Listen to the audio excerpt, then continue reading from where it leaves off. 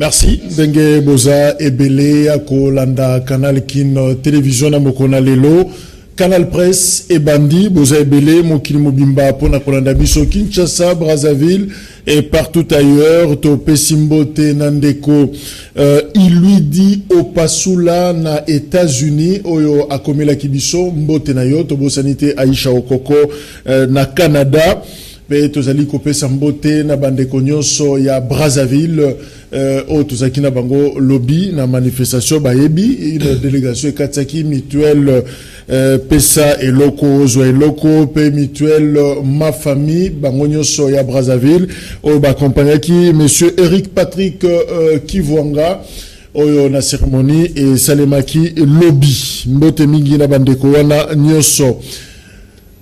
Breaking news pour nous connaître gratuité à enseignement, c'est vrai. Baza Kolobelango, chef de l'État promettait qui ango depuis février. Ba ONG baza ko gérer kaka année scolaire au banda le 2 septembre gratuité et à la effective. Alors ba signaler biso que équipe moko ya expert baza na hôtel Vénus na commune ya Gombe depuis lobby baza ko travailler baza ko réfléchir sur la faisabilité ya option wana comment ça va se passer gratuité et enseignement dès cette année scolaire tozako banda le 2 septembre prochain donc dans quelques semaines. Martin Fayoulou azaki na meeting lobby dimanche 4 août na Kanluka. Alobeli ba sujet belé Ebola, alobeli situation mboka, alobeli likambuya vérité des urnes oyo ekosilate na munoko na ye. Voilà, Martin Fayoulou yamba maki na ba fan na ye bazaki ebele oyo ba yaki koyoka ye. Artiste et musicien Lulendo Matumona dit Defao à Zongaki Kinshasa. Depuis le dimanche, Boyebi était avec Libanda Mboka, ça fait plus de 20 ans, et finalement, Defao a Eko Zonga Namboka, c'est vrai que Makambo Lobama Mingi sur Ye, que Azalaka Boye, Salaki Boye, et finalement, c'est que nous retenons, dans le moment Oyo, Ezak Defao, Aza Sikaoyo, na Kinshasa, et d'ailleurs, il se prépare pour ma production na Yeba concert, Oyo Akobeta, Awa na Kinshasa, capitale de la République démocratique du Congo. Voilà, Canal Presse Yalelo, lundi 5 août 2019, Toza Koyamba, Ndeko Barnabé Milinganyo, Azanabiso Elongo, analyste politique, Aza Molobeli, il y a les progressistes, il y a Sami Badi Bangambo Tenayo. Merci beaucoup, Jacques. Voilà, Toza Pena Maître Roby Kayenga, Azali juriste, mais Aza proche na cash. Ok, Nazali P porte-parole, il y a parti Autre Vision du Congo, le parti cher à Didier Boudimbo. Ok. Merci. Voilà, Papi Moussa Zanabiso Elongo, yé à Bomba Nakate, Azali FCC à Makila, yé pe Zanabiso Elongo Mbotendeko. Mbotendeko. Voilà, Steve Kivwata, en principe, a annoncé, a confirmé que Sengeli Azanabiso et Longo, maintenant, nous, à comité, donc, Kitinaye, et Zapolele, Steve Kivwata, Toza Kozelaye, Pona Kosolola, Masolo, Oyo, Tobungisi, Pona Mokonalelo. C'est vrai, depuis semaine passée, Tolobela Kiango, FCC Nakash, signé, accord, il y a coalition, travailler ensemble, simplement parce que, depuis l'élection, le 30 décembre 2018, président Félix Tshisekedi a joué majorité na parlement. Donc, Azana majorité, alors comme Azana majorité et Kena FCC, Azana qui obligé à conjuguer pratiquement dans l'autre camp pour que permettre à Salamoussala Malamu. Et l'on connaît ça qu'on déranger une certaine opinion. C'est comme si régime ya Kabila, Batu ya Kabila, Kabila Yemoko, baza trop visible, baza toujours na scène. Effectivement, bazana scène parce que bazana majorité na parlement. Alors, Tolito Lobelango sur cette expérience, il y a régime, il y a coalition au na République démocratique du Congo. Comment ça va se passer? Ba raison, cause na yango ezanini, pe ba conséquence, ba effet na yango politique na marche ya mboka ezanini. Ensemble na ba technicien, ensemble na ba politicien, au tozana bango elongo toko mekako solo la yango. Deko Barnabé. Est-ce que c'est pour la première fois dans l'histoire en Mboka na biso to kuta na situation oyo où tous habités na première il y a coalition pour ne pas dire cohabitation. Histoire en Mboka na biso que c'est la première fois parce que dans 60 c'était impossible. Et même c'est Lumumba bazalaka la majorité dans le parlement. Donc la ndenge Kabila azalelo mais Kasavubu curieusement quand même il était élu par le Parlement, mais les militants à Bako, les militants pro-Kassabou Bazalaki et Belete. Et nous avons remarqué que très vite, les Belges ont saboté cette affaire-là. À 65, Moutou Azalaki très populaire, Azalaki Tchombe. Et si on allait aux élections, Tchombe Moutou, il fallait gagner l'élection parce qu'il était encore une fois populaire. Mais Mobutu, Basoda, Kotaki Makambango, paf, BBC. Il n'y a pas eu ni cohabitation ni coalition. Avec Etienne Tshisekedi, Mobutu a essayé plusieurs fois. Ça n'a pas marché. Donc, expérience il y a 7 mois, d'après les informations que j'ai, c'est la toute première fois. Ça, s'il faut retenir. Mais de deux, et différence, Mounen Ezali, volonté à des leaders. Kabila, dans le discours, le 24 janvier, il avait proposé cette coalition. Il y a un Toroba qui, bon, pour l'intérêt en Mboka, le nouveau président de la République, to sangisa makasi, to zala elongo, to biki sakaka o to zanango na en commun comme on dit en français, la République démocratique du Congo. Parce que loko moko to zanango bisonyoso ozala fayulu, ozala maître, ozala yojak, et loko moko to zanango elongo ezaka la République démocratique du Congo. Et ezako la kisaka, ezako évoluer malamu. Parce qu'il faut qu'on y ait que cash. Bazaka a 50 députés nationaux sur 500. Donc Bazaka a 10%. Comme Matissa, Lingomba et le gouvernement, il y a 65 ministres. En principe, cash il fallait avoir 10%. Donc 6,5. Donc on a moitié à Moutozalakate. On a arrondi. Donc le cash pouvait avoir 7 personnes au gouvernement, à raison de 4 ministres et 3 vice-ministres. Comme à un niveau à 23, tu as un nombre de titulaires, tu as un nombre de vice-ministres. Mais, le contexte actuel, mais comme Matawana, c'est déjà un aperçu historique, maître Roby. Mais justement, et l'on connaît le Marabatuba comme dans la situation de cohabitation, c'est vrai que tu as une histoire politique qui est Mboka Moussoussou, mais dans le contexte Nabiso, qu'est-ce qui amène finalement Mboka à comment la situation de cohabitation, président Zali, mais à la majorité, et puis finalement, il commis qu'on peut savoir Mbaï. Merci beaucoup Ndeko Jacques, merci Navandeko, tout ça on a 4 plateau.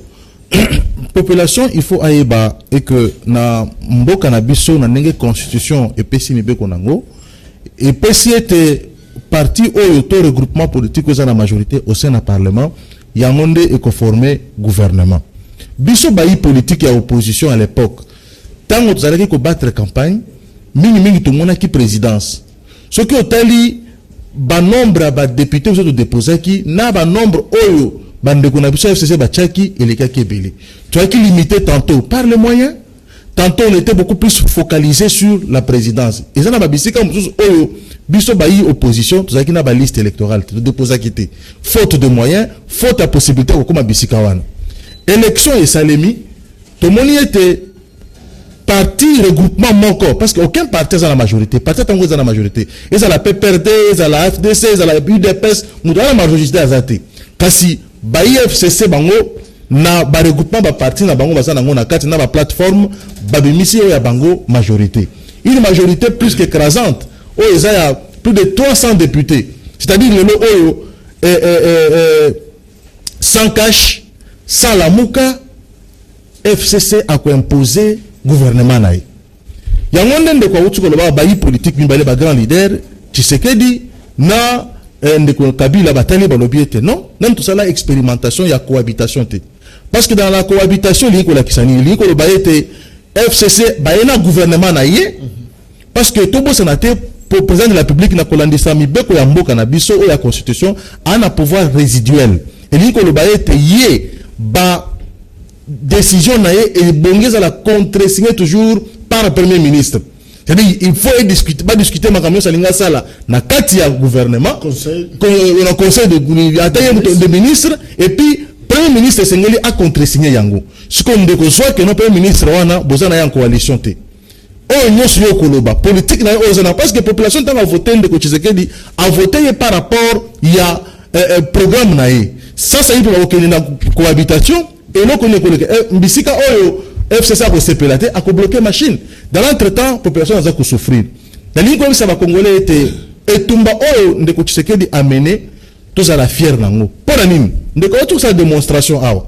To gagner près de 40 ministères et plus de 23 ministères. Et ça quand même est belé. Et puis de deux, to mettre en place un programme commun. Oh, il y a gouvernement. Programme, non, c'est ce que ça ndeko. Programme que vous allez appliquer. Et ça programme FCCT, et ça programme de Kabila, et ça programme de Tshisekedi que vous allez appliquer, comment vous allez appliquer, la vision ya Mokozambo quand vous en avez. Donc situation où vous en avez un mboka na biso, dans notre vivant ya ngopenda pendate, parti où vous avez majorité, exacte, mais mingi ba vandaka na kati ya coalition pour na bolamu ya mboka na biso. Papi Moussa, est-ce que situation où vous en avez pratiquement ya cohabitation, vous avez évité pour na coalition, est-ce que ça est le monté de toutes pièces c'était par l'ex-régime il y a président Joseph Kabila topé bandeko ya FCC ba créer trop ko ya ndengonate au koime système ka au kangi loboko pour que odiembela na biso kende est-ce que ça situation moko politique au bidomo vous fabriquer pour tika toujours na œil na fonctionnement de l'institution. Iyo ndeko na sepele mingi na mutuna na yo ndenge utuninga par rapport ya ba action soit ba activité na réalité autozo confronter ngo lelo par rapport ya réalité politique. Donc on va que biso FCC ou soit précisément biso PPDND ba to créer qui station pour que tout ça la mouvement moko mo bo soit tout compliqué mutu au azala qui donc ça c'est faux. En amont déjà si on le savait que non il devait nous gagner donc on devait empêcher qu'il ne passe pas pour que biso to les cas tous à la canne à pouvoir. Tant que peuple est jijaki na lolengo est jijaki, donc on s'est retrouvé dans la réalité autour en Angolilo. Non, en tant que le politicien et le technicien na auto memami na bolingo mboka, il faut se mettre toujours sur une même table pour que tu trouves solution.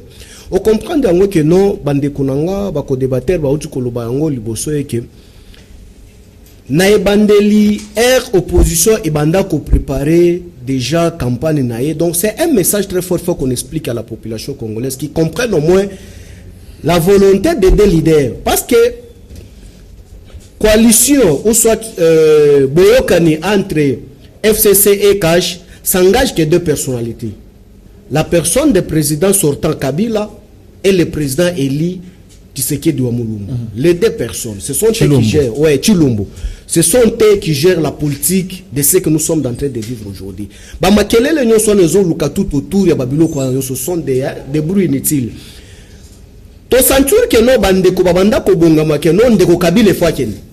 Oui, c'est leur droit en tant que les Congolais. Le pays nous appartient tous. Quand ça ne marche pas, ça ne marche pas. Donc, on se sentit que tu es lésé à un certain niveau, il faut le réclamer. Effectivement, on a vu son poste réclamer Kango. Que non de Kabila, il faut qu'il. Mais bango babanda ko préparer que ndeko Kabila akende. Biso na kati na biso biso bando bongama ke non. Nous avons plat A et plat B et plat C. Les lots qui plat A et B, nous avons recouru au plat B. Donc, to bongama ki na niveau nyoso tout. Que les lots Kabila Kei, Totiki Dofenaï, qui était mon amboka Ramazani Shadar, c'est lui que j'ai toujours appelé les requins. Tomami que nos peuples et lobby qui était Toropesa, na lingomba o lisusu, mutu o ya kokamba présidentité. Il faut toper sango mutu mususu o ya uti na opposition. Peuple nda décidé yende patron ya politique. Après si mon amboka Tshisekedi Tshilombo, ba voix à l'équipe, mais kaka peuple wana o a sanctionné ki biso après si biso majorité. Mais voilà, si il faut tout expliquer au peuple congolais kolanda biso parce que ba ko tambola na munoko koloba ete que no biso ba FCC précisément PPRD to ali gourmand to lingi ko bloquer machine pour que ndeko Tshisekedi asala musala te l'intoxication ya loboko mwindu yango ndeko auti koloba Barnabé ndeko Barnabé auti koloba ngo que non, il y a déjà une bonne foi qui engage des personnalités que les gens n'arrivent pas à comprendre. La situation actuelle, je crois que tous en a niveau il y a préliminaire. Barnabé, est-ce que tu crois que le peuple congolais est à la base finalement une situation un tout petit peu complexe au RDC expérience au commune Yango, je crois que papier lobby Yango, peuple à lobby non on peut sur présidence car le même peuple à lobby bon, on peut sur présidence Kabila Pembeni mais Kabila n'a pas sur parlement, gérer l'institution nyoso mais présidence n'a pas sur mutumsus. Et même si c'était Martin Fayoulou, finalement, la situation aurait été ndengemo kaka. Ngara ko babongo te parce que soko tali démocratie na biso oui 90 mais tozana no elenge notre peuple l'électeur congolais en principe omoni classe ya coalition oyo to bandi ya monde siko ndenge omoni bande ko bauti koloba peuple congolais ceux qui tozo kende na élection surtout oyo uti koleka intérêt à peuple zalaki présidence de la République. Et bureau politique et à majorité présidentielle à l'époque, je crois qu'ils avaient bien étudié parce qu'ils avaient aligné près de 15 000. Plus de 18 000 candidats. Plus de 18 000 candidats. Merci beaucoup. Donc, Bango Baïbaki que non, mon peuple à l'icolo et qu'on lande le mouvement à président de la République. Donc, on a Kabila Bango Lobaté. Ceux qui Kabila Lobaka une année avant, 2007 ou 2015, qui n'a causé la thé, bien que même d'abandon au bango mikolonios au botalaka au malanga, moyen bandi maïs à la quitter. Mais ceux qui Kabila yemoko lobaki, wallah il n'a causé la candidate élection il n'a que demandé moussous. Mais comme la peuple a focalisé sur président de la République, ils ont perdu. Et ça signe un manque à maturité politique et à démocratie à Mokanabis. Mais comme les bisous congolais te yeko la kambangu. Au comment on a une élection locale et causala, ceux qui est salami l'année prochaine, une élection en 2023. Ma parti politique cette fois-ci va causer la ekenge, va aligner à tous les niveaux. Puis je crois que mes conseillers belé va courir la sous présidence et cause la possible en 2023. Donc on a 4 candidats présidents, mais tous les grands requins va quitter dans l'élection de la députation nationale. Gouverner sans majorité, 350 pratiquement environ, il y a FCC sur les 500. Est-ce que ils a tâche difficile, ils a compliqué pour le président actuel Ndeko Robi? Non. Ndeko Jacques, merci mingi pote nalingina manyola mwa muke ma ndeko uti koloba awa population na biso nazo kopesa exemple za bato tozali kolobela yango za ndinga mabete ndeko lokola honorable Nembalemba population yebaki te kaza moto FCC et beli ba vota qui est parce que ça muso za moto opposition parce que na discours na ye na télévision ce que landi ye zaki discours totalement oh ya biso ba opposition mais tant côté sur la liste ni population ebité que moto to voter ana liste ni ayi ko landela te makambo wana population ngotala ah papa Nembalemba a défendre bato babola il y a quelque voter bon mais ebité que azo pesa mokonza moka pouvoir mazo pimela majorité et c'est biso ba politique. Tom me ka expliquer la population que ceux qui ont voté président de la République et bongo pesa y majorité. On peut se majorité na ndenge ni na ko pesa y ba député o ba ko accompagner vision na ye pour être bakambo dans la crise de ba politique mais ko sala ki ngote na 2018 te pona nini. En fait attention na nous aki wa. Biso na 2018 de ko la pesa information na population za bi. De ko Barnabé lobi awa. De ko Kabila avandaki na ye aza ko lobelo côté.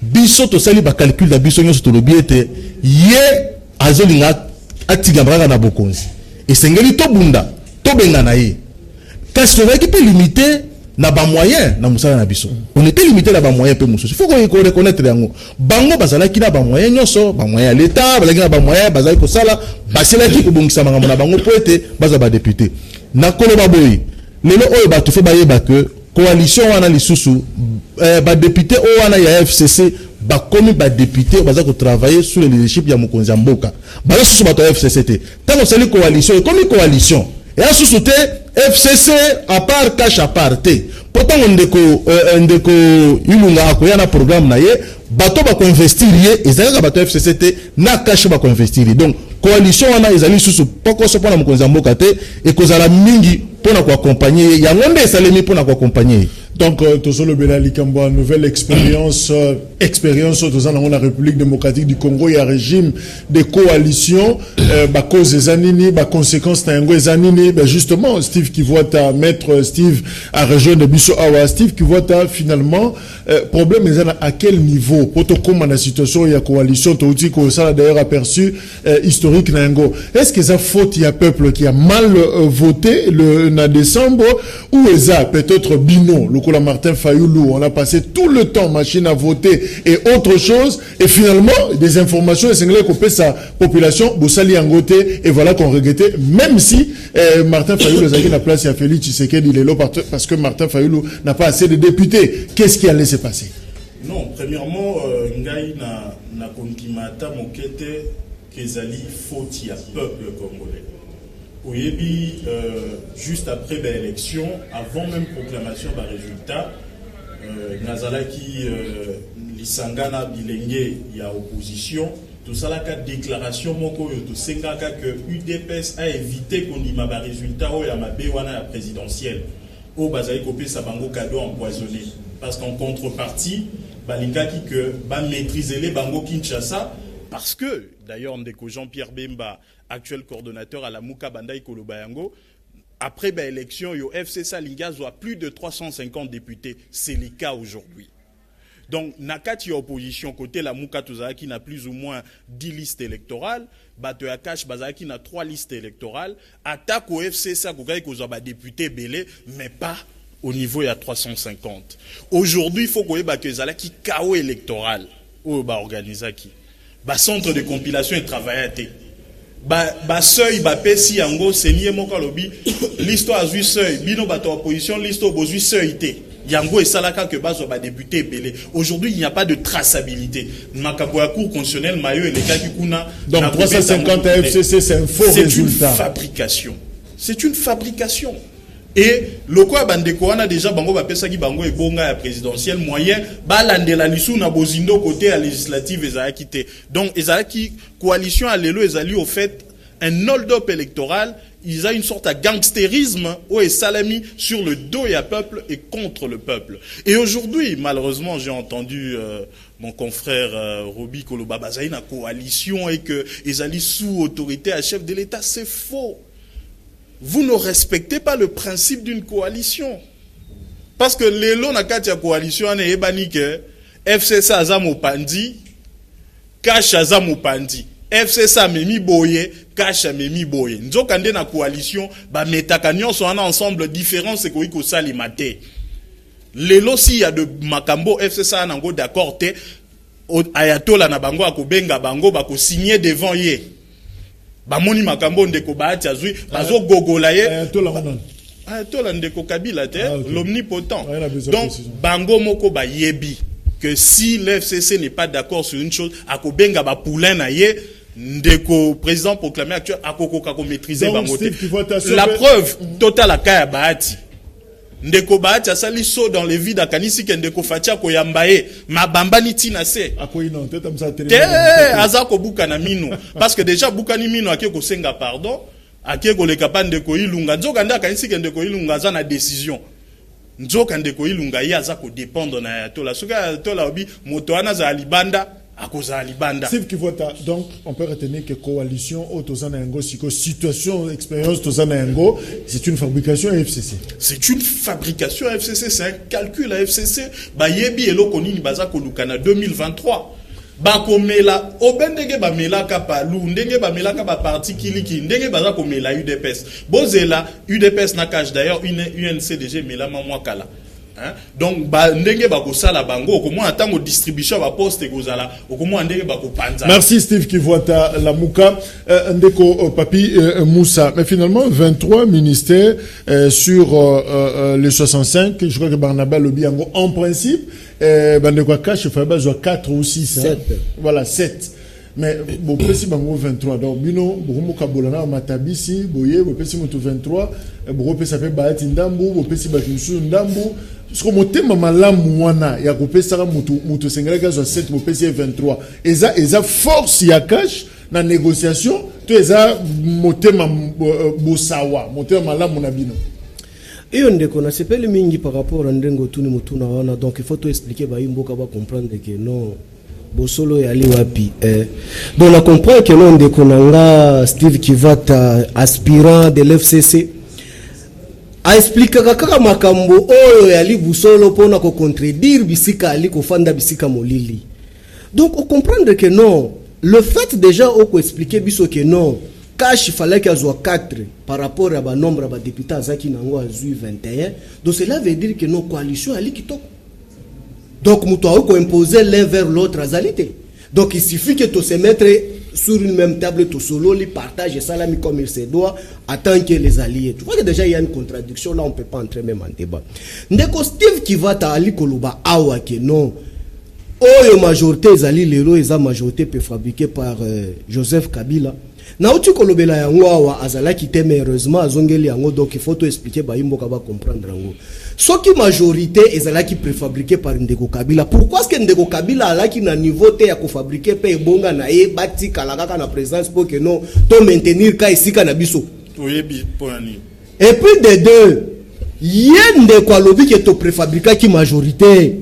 Iyo tondimi mais bala kisaba imboka bako vivre lelo na Congo ete que no botala batu bisika baibi botala bisika batu ba fraudaki ba démontrer bala kisabiso bisika biso to yiba ki na place to fraudaki baza incapable soki nanu bango moko ils se disent que bango bazaki eli soki à 1800% parce que bango ba créer pourcentage bango kenda même na 3000%. Lelo bango moko, le pourcentage de l'électoral na bango balobaki no bango bazaki eli massivement. Baza incapable ya kolakisa ngo peuple congolais aye bango bosolo noir sur blanc que no voilà. Biso nde batu ba voter biso yango yo. Ba ke même na cour constitutionnelle oh ya za ko contester. Ça rappelle, il y a makamundenge le cas qui dans la FCC version bino bozanango, c'est Fati qui a gagné. Mais écoutez, c'est président Tshisekedi qui a gagné les élections. Martin Fayulu a joie quitté. Je parle avec force, avec précision en disant que non, la personne qui a gagné les élections, c'est Tshisekedi Ouamulumba. Le Ramazani Chadari a échoué, Fayulu a échoué lamentablement parce qu'il n'a pas brandi ce PV que non, Yende Moutou a gagné qui. Parce que pour preuve, Yemoko maître Steve qui va t'aliawa. Heureusement, ceux qui ont été chimistes, j'allais comprendre, chance à Ali juriste. Mais sur le plan des droits, il y a Ali Awa, il peut peut-être à cause de l'avocat, il y a candidat qui ont opposé par conflit électoraux. Même par simple procédure juridique, oh yo même banana biso ya première graduat bali ko ekola po ba koma lelo ba mettre dans ba comité. To yebi biso ke non lelo so kinga na fundi gana le presse. Et tozo kenda matière pénale, je dois communiquer toutes les pièces et on doit communiquer aussi les pièces. Merci papi. Mais ndeko lelo baleka kaka na vérité des urnes o bakoka ko le sango na coupe. Merci Olobaki yango. Mais Barnabé, comment comprendre Yom Tolobaki yango 7 mais ba commune yango 23 et ça générosité et FCC on peut dire quand même bravo Kabila très gentil Père Noël azoko ko kabela bato ba ministère tous les forces na Toloba yango il y a négociation et cash parce que jubango temps na ba négociation. Bon, jusqu'au point que Bazoli même Sami Badi Banga poste national. Non, ils ont volonté à Kabila. Il faut Hermogoto Tika Kosara Dialelo. C'est Mouta proposé qui coalition et ça Félix T. Mouta proposé qui coalition et ça Joseph Kabila. Et c'est lui, il y a une concession à Minene. Oyebi Toki Tozongeli 2011. Parce que l'élection en 2011 là qu'il se contestait par rapport à Vie Etienne. Tu verras que Kabila fongola qui m'a cassé majorité présidentielle. Et c'est le PPRD qui perdait toujours des grands, qui perdait toujours des ministères. Au moment de remaniement, oh, PPRD par exemple, qui a 20 ministères, ce qui va se dire remaniement, PPRD a combien à 18, a combien à 12. Donc, ça c'est la volonté. Yangwana bato balobaka Kabila za mukunzi un peu na niveau likolo parce que ça va concession embelé pour l'intérêt en boka. Je voudrais quand même rachérir ko Baxelo ko moko. Biso ba politique. Nde sengeli tomatisa pe moi niveau. Je te donne deux cas. Tant que tu seras qui na Sun City. Les gens bato wa là qui ko négocier ba poste la vice-président. Oh Zaidi, oh boy na boy. Les institutions d'appui à la démocratie et ça qui relégué à la deuxième ou troisième degré. même lutte pour la corruption, le est ça la raté. Makamba droit de l'homme c'est fabriqué à la manière. Tala eloko lokola seni. Ndenge bato ba négliger kiamo. Bati malu parce que maman azaki activiste na Butembo. Brrr, comme 2011 la dernière minute va fabriquer Mulunda, même les opposants. Tout le monde n'a pas fait attention. Dans 8 mois Mulunda kuna des ala qui vrai hold up. Dans 8 mois paf, organiser l'élection présidentielle. Mais papa, malgré l'expérience on a préparé l'élection en 2016. Non. La politique va qui n'a intérêt pour na seni au point que oh non il faut à l'église catholique. Oh ba catholique ba longwe na salle. Oh comme il va musulman, paf, Monseigneur Marini a imposé nanga. Personne n'a fait attention. Même composition à seni les lots. Si tu regardes là, ça n'a pas vraiment fait attention. Mais je t'ai dit, mais j'ai même ma main à couper. Composition oh ezakoya après nanga. Okomona même la muka kokota na kati. Parce que si vous continuez pas ce que la muka par exemple atindi Steve Kunate 2023 et kozala non seulement machine mais bakobakisa na caméra bakobakisa na biloko mususu. Merci. Ndeko Robi, t'as songé la même question. Il fallait besoin 7 vos 23. Pour na bino besoin interpréter, besoin expliquer mon ngeni. Barnabé a clair, à sa proche na bino malobi ça ils don ya Kabila sous l'impulsion du chef. Parce que bino besoin ben 23 on est sous l'impulsion de qui? Bon, avant na yanolayo, nazali ko revenir un peu sur les propos où na moni dérouté Ndeko Steve Kivuata. Ndeko Steve Kivuata na itumba ya alternance bango bazala kite na muzito. Biso batuto bunde tumba wana. Est-ce qu'il y a bunde tumba ya alternance na mboko? Obundi ko AVC to Ye alungwe. C'est quoi ça? C'est là Ndeko Steve. Bino botiki Ndeko Kabila en 2018. Tant on va boyer que Mousito a candidature comme président de la République, nde bolungwe boyer opposition. Beaucoup de types sont bunde tumba. Ezaki likambo ndeko. Tant yo lobby ngana lobby eloko te. Tant on ngana ko noter. Yo soko za savoir zo kana. Noter ka stika ko déranger ngai. Tant on zo bunde tumba wana, bino boza ko mela champagne na Kabila. Bozaki balangu na Kabila. Ah otu ko lobaka no Kabila bomi palu. Mais bozaki na kata palu. Tant on zaki premier ministre, bino kakati. Si Kabila zai bino boyeba Kabila zo mapalu mais bozana bozo lia nae bozo ba premier ministre bozo ba poste bozo ba ministère nyonso bozo kozwa na kati ya palu mais bonimi Kabila bo mapalu yango ne bozana expérience bozo sabiso ka kombiso il dépêche kombiso lisusu. C'est ce que vous voulez nous dire en réalité ndeko botika omoni yona muzito bobunde tumba oyo tipso de tebi tumba otoyeba kamba gaz lacrymogène toyebi tumba oyo makasi ko le kayo tango ozo makamba ba liste yina bozo ba opportuniste. Erga boboni que no ba premier bino poste à président de la République nde bolunge mbango be ko en opposition. Mais le quoi en opposition réglementation za la raté qui est opposant qui ne l'est pas sera muto lobi que non aza sous contre Kabila ayemba la mango to nyambi en opposition nde aya koti. Donc boutique tumbol tika makambo wana yo dit pas sur tout monde na kati pour l'alternance de bino bovani na Kabila jusqu'en 2018. Merci. Oh en 2016 des élections fallait Salem. Nde biso zoko tamo la balaba zoko zo bagza de moje bino bozaki na Kabila bozo vana na Kabila. Donc tika ma musuka ngozo la musuka question na koloba pona elenga ngolobate. Point Salami 7-23. Non, au moins ndeko azako loba awa ezako kamwisa ngai. On dirait que tout en constitution tous ça ba politicien tous ça ba politicien moko intellectuel tout ba pe ko sa population makambo ezali solo. Makambo ya élection c'est déjà passé. Na mitan autant sur le loba soutenir na makambo ezali na élection. Eza la majorité fabriquée, la majorité non fabriquée, il faut qu'on avance. Et le oyo FCC noir sur blanc. Ibango moko baza fayo la azako senga awa ba pesa ye au commissariat de ce qui anini wana azako senga. Au conseil de réforme ba institution. Azako senga yango. So le onde Tshisekedi la lobibo yakana person akoboy parce que azako proposer. Donc tout ce qui va ko dire la population. Oh ezali awa eza que ndeko Steve qui va ta yebi que na constitution na biso soko za na majorité te na parlement au gouverner te. Au za na gouvernement te. Ça c'est qui est sûr. Mais ceux qui biso na niveau ya cash tu comprends ça là-bas effort na ba discussion na biso na partenaire na biso azolo ba awa que ceux qui ndeko Kabila aza d'accord de l'autre côté et ko lekate mais biso ba cash pe na makambo ebele uti ko lekawa to saki d'accord te to telemi to bi et ko lekate to telemi pe to lobby et ça démocratie bino mona passer unique bino kati na la muka on se garder quand même force na bino kati na la muka biso to ko banga ni ba ça partenaire biso to ko solo là vous comprenez et tellement que gouvernement esali autant de mois awa esaki pour nani pour to baki oyo ko lekate boza la majorité mais oyo ko lekate kasi ba demele ba ko vanda ba trouver des mouvements il y a une démocratie bango malingi ta boza la FCC to solobi iyo FCC ba lobaka et to beti maboko te.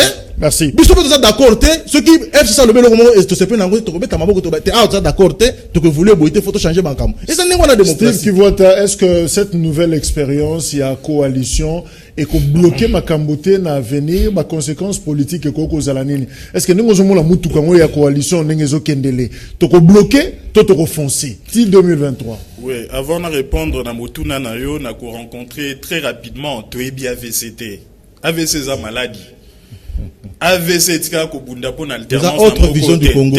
Eza AVCT. Autre vision du Congo. AVCT. Na moku c'est AVC. Toebi yango te Congo. Kaka nouvel élan. To bobunde la te.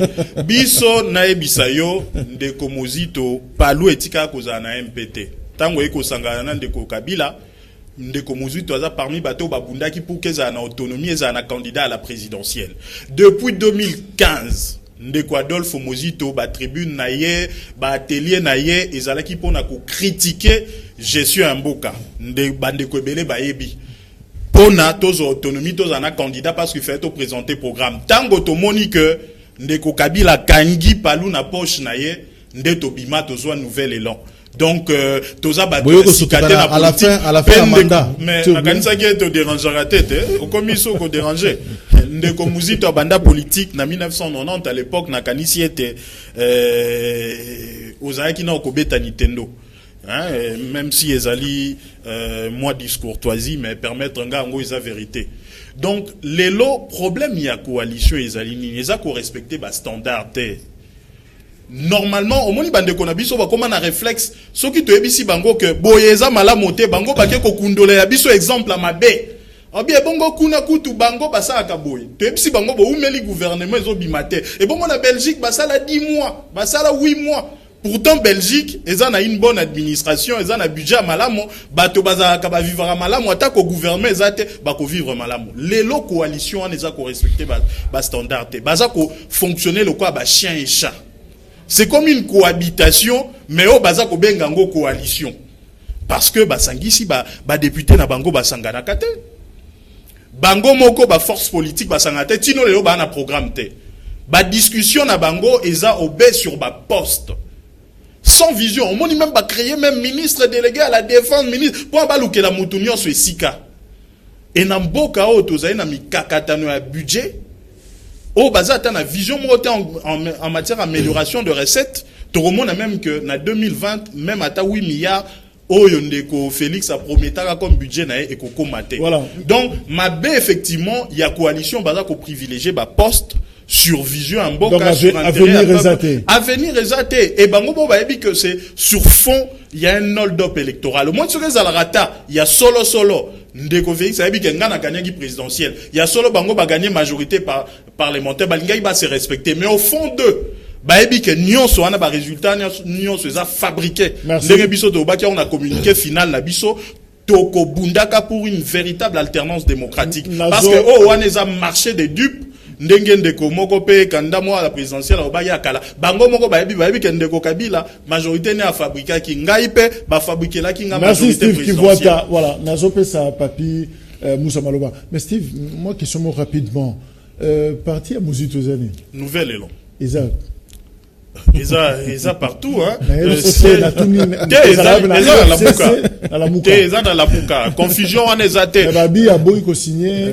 A boy qui ko signé. D'ailleurs na émission moko na bossa na. Parce que parti sont négocier poste na. A signé qui d'abord communiqué final. Atikala ko négocier poste te. A signé qui n'a communiqué final, il n'y a pas de suspense. Yondo a présenté directeur de cabinet du ministère moko.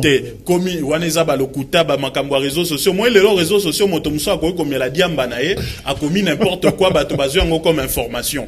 Ndenge za wana ndeko muzito a signé qui n'a communiqué final, il n'y a pas de suspense. D'ailleurs, eloko wana makambo a signé au nom de Nouvel Élan ou pas, ils a une fausseté. Parce que bah leader na kata convention, il y a la Mouka transformée en plateforme politique, bah s'engagea comme étant de personnalité politique. Merci. Donc les alliés et le a signé le communiqué final débat wana oh il y a Nouvel Élan ils en a FCC tikala ko sale matin. Merci.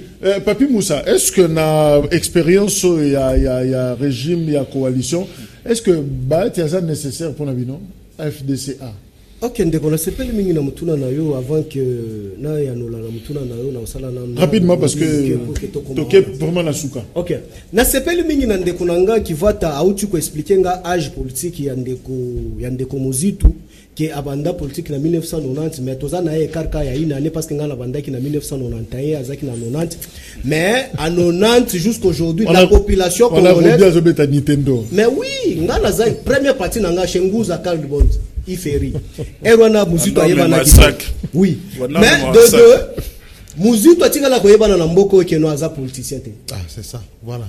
Si ozuka micro na yo otamboli partout Muzitu ayebana na mboko te ke aza opposition te. Donc Muzitu ayeko yebana en tant que ndeko ya ndeko na biso auto okufa ya palo kizenga tellement mon biso ba africain soki ba peso pouvoir muto aliboso to lukazaka kamona nkasino ko tout ça sala pembeni nanga nde ba yeko lokota ndeko Muzitu Kabila sokoliye a pesier ministère et puis to botolier signature pour na mezeso parce qu'il est le seul ministère Oyo premier ministre Oyo a engagé même Mindele comme conseiller naé chose grave. Tolo belango alobi ango parti. Oyo ayebi atako pesa logo parti na été soki élastique soki nini na yebi ango te. Lelo même na lamuka wana. Tu sais que na lamuka la composition de lamuka parti zakamoko MLC. C'est na poser une question à Bahati. Parce que les minutes à souka tout le monde a loba. Il faut tout expliquer c'est ça qui est important. Parce que ba ONG et ça confusion na ba parti. Répondre à la question. Bahati, ce n'est pas un danger pour nous pour preuve bozo mona ngazo senga ba pardon na ngona mboka Joseph Kabila. Yemoko ndeko lamuka lobi yango. Parce que soki azaki danger il faut la vimba mapeka tika la bisika zalaki alobi ke ngande na ke na bokonzi na bino boya kosenga awa mais sika sikoya ke kuna plus ka ali boya tali boy libulo timbwani akanisa kike tu vois ce que la mouke est en train de parler dans les réseaux sociaux na ba médias en disant que non au moins d'après même président na biso ya tola mais abosana ki non les grands chorégraphes Fayulu a créé biloko moko exista kate na mboka oyo alobi ke non de ko Kabila na ndeko Tshisekedi bazo kanate. Mais chose grave, ba péché Bahati que non, yo lokolo kuna bazoyo kanate, tozu yo poto compliqué 4. Malheureusement Bahati a cédé, tu vois le corbeau les renards. A cédé à terre se retrouver que non abambani na merci ndeko Tshisekedi na ndeko Kabila ndeko Robi ali koyoka ndeko Robi est-ce que Kash a besoin ya Bahati ndeko eloko nako senga na président actuel débauchage et salemate. Et le Kouana, n'a pas de personnellement. Parce que moi, je politique, je suis musique, je suis politique, politique, je suis des gens ont vraiment, c'est reconnu que ce sont des gens qui ont détourné les biens de l'État, mais c'est 1000 maisons, et aujourd'hui, ils nous font des leçons. Si nous étions sérieux, merci. Parce que à combattre, à bonne population, Nanzala. On dit que les Muzitu akenda na est kuna kuta que non ration ya ba militaire ezako tama na kata ba supermarché à l'époque il était premier ministre. Merci Robi. Attends nini pona yango. Donc c'est le seul premier ministre qui a au moins une maison une invitation de manière ministre à au compte 1000 maisons au monde en moi Steve qui c'est grave il y a moins de sa population AVC la comprendre Maître Robinata comme un message le 2 va placer un mot. Bonjour Canal Presse Bobengela Bisope Batu à Valentin Moubake s'il vous plaît. OK. Bonjour Canal Presse Batu Bazo Bongisanzela route Matadi ceux qui ont l'équipe péage Bazo Sengambongo po bafungola barrage Oyo Bazo Kanga ka Bolobela Biso pardon. Bonjour Canal Presse Eza Bakor Yakingakati Yangonde PCFCC majorité et non peuple Badjo Namokali. Bonjour Canal Presse président Félix Azongisa Kimbongo na banque après voyage pour la transparence et le reste ya ba voyage mbongo éthique à la ralissusute ou bien ezangaka alobaki salaire ya président Félix eza combien. Bonjour Canal Presse ma préoccupation est celle-ci que le monsieur de l'UDPS m'explique ce que veut dire Elilingi ya Pamba. Bonjour Jacques peuple a pesa ki FCC majorité te ezande nanga résultat électoral nyonso ezalaki lokuta prof Tewei. Bonjour Canal Presse. Botika ko accusé biso peuple pardon. Élection truquée jusqu'à la tête, c'est-à-dire Nanga Ateka ki bo continuons so na FCC. Bonjour Canal Presse. Bolo bela biso pa bakonzi na Kimbanteke, quartier Mavioke, l'insécurité komi makasi, kokote la batu na bandaku accompagné na ba soldat. Bonjour Canal Presse na Kasangulu. précisément na arrêt dépôt ya fufu 20h batu batambola kate bakuluna bakati mwasi moko 2 jours après mwasi ya zemi ya kekobota na 21h bakuluna babotisi ye na machette bakei na mwana mawa mingi. Voilà, bonjour Canal Presse, député Bakosi Bisope Mingi, Mutulokola, honorable Ntingi, Afinga Kakabila, Or Aza, Mutunaye, Bisotoye Bakate. Bonjour Canal Presse, le Batunayo, ya plateau, Bazo, Kose la Biso Makambu fort, Netika Katoza absent, Oh, Tozo Landa Bango, 5 sur 5. Bonjour Canal Presse, Steve qui voit à Koma côté, ya peuple Mboula Nini. Pelisolo na ye, na ba jeune, ezalaki Congo Mobimba, Kakato na Kin. Steve qui voit un mot, Barnabé, c'est la fin. On a tout ça là qui est là, que grand parti opposition représenté au niveau national. Tout ça là qui analyse effectivement la situation politique. Peto yeba qui schéma nini au FCC azako mema biso peto yebi esika nini bazako kende. Mais na Lubumbashi to réaffirma qui que toko bunda pour que constitution est à la respecter, surtout dans l'article Nangwa. Martin Fayou l'a félicité, docteur Mouyembe, au hasard nommé par Tshisekedi. Effectivement, biso toza ba républicain, tango motondeti docteur Mouyembe, azali, asala kamosa mala moe kaza choisi, tokoki au Barnabé, un mot. Non, je voudrais aussi remercier Fayou pour na soutien par rapport à l'équipe à Mouyembe, parce que c'était important. Na campagne, il y a le baki que Eboleza, le Kuta, ils ont invention à Kabila, il y a quoi, il y a un médecin Moussou. Kobima na Cameroun, mais le kola lelo andimi Mouyembe asala musala, j'espère que je crois pas qu'il ait dit ça. Voilà, je félicite. Maître Roby, merci. Merci Barnabé. Message important, merci, message papi. important, c'est très important. Oui, Papi Moussa. Donc, yangonde na lingina epsande konanga kasha zali awa, il y a un problème.